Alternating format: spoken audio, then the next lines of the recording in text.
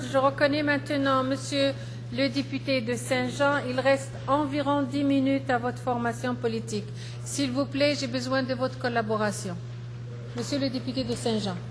Merci beaucoup, Madame la Présidente. J'ai quelques articles. Nous aussi, on a un centre de recherche dans notre parti, mais nous, notre centre de recherche est spécialisé entre 2003 et aujourd'hui. Donc, l'urgence est de nouveau très achalandée. En 2004, en 2005, ça déborde comme jamais. Niveau record de civières à l'urgence. L'urgence de l'hôpital déborde comme jamais auparavant, un taux d'occupation record de 240 %. Tout ça, c'est à l'urgence du Haut-Richelieu. Roll-ball des infirmières. Les urgences est devenu un champ de bataille. Plusieurs veulent être mutées ailleurs. Le syndicat des infirmières lance un cri d'alarme. L'urgence déborde parfois jusque dans les solariums, Madame la Présidente. En 2009, taux d'occupation de 200 % à l'urgence. En 2009, toujours, une durée moyenne d'attente de 16h48 minutes à l'urgence. En 2009, 4 des 15 lits fermés aux soins intensifs.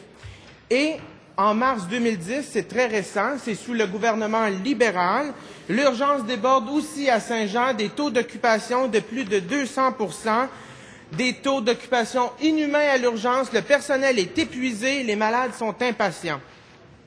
Madame la Présidente, c'est ce qui se passe à Saint-Jean-sur-Richelieu. Le ministre de la Santé est venu annoncer dernièrement les travaux à l'urgence de l'hôpital du Haut-Richelieu, mais je vais vous rappeler un peu l'historique de ce dossier-là, parce que ce n'est pas une mince chose.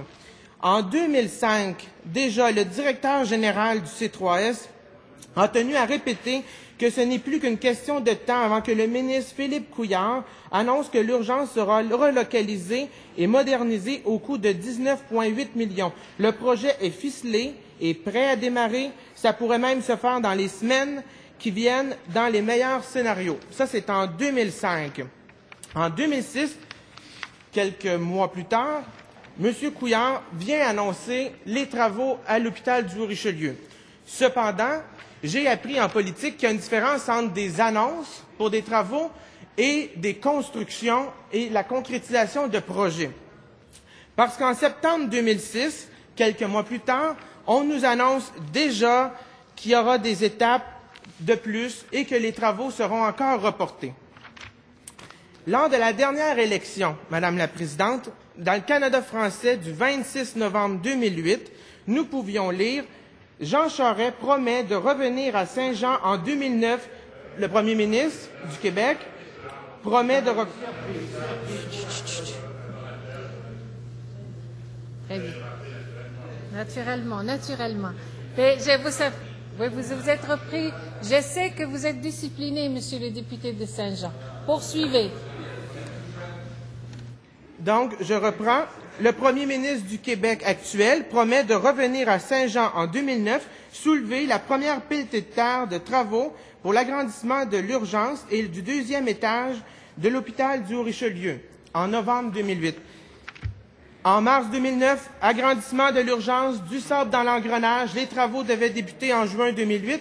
Finalement, après plusieurs questions ici en Chambre de ma part et une nombreuse résolutions d'organismes, de conseils municipaux de notre région, nous avons pu avoir une annonce officielle, une deuxième annonce, le 19 mai 2010.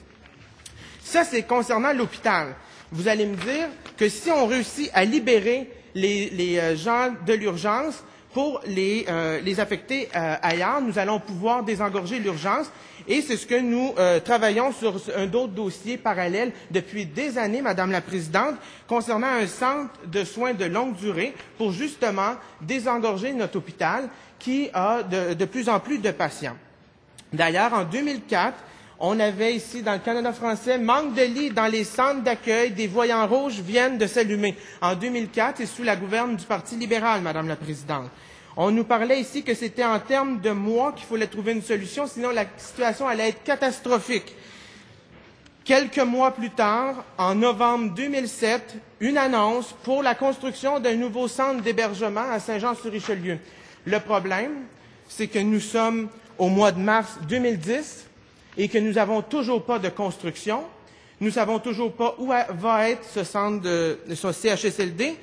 Et lors de l'annonce, on nous disait « L'échéancier des travaux reste à déterminer, de même que l'endroit exact où sera construite la nouvelle bâtisse, mais il est acquis que les futurs résidents y célébreront Noël en décembre 2009. » Nous sommes en mars 2010.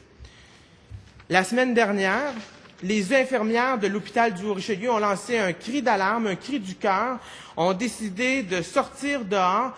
On peut être pour ou contre ce geste-là, mais une chose est sûre, c'est qu'il y a un signal d'alarme à l'hôpital du Haut-Richelieu et dans le C3S Haut-Richelieu-Rouville, Madame la Présidente, et il faut y remédier. Pendant ce temps-là, pour notre C3S, nos infirmières trouvent des solutions, ont gagné un prix pour le programme CIMO pour justement pouvoir faire 65 visites de plus par mois et d'augmenter le temps consacré aux soins directs aux patients. Donc, les gens du réseau travaillent. Madame la Présidente, on doit les féliciter, on doit les accompagner. Mais le problème, c'est que le gouvernement libéral, en la personne du premier ministre du Québec, a voulu avoir les deux mains sur le volant lors de la dernière élection. Mais quand on est au volant d'une voiture, souvent on a un GPS et il faudrait écouter le GPS populaire qui dit « recalcul en cours ». Merci beaucoup, Madame la Présidente.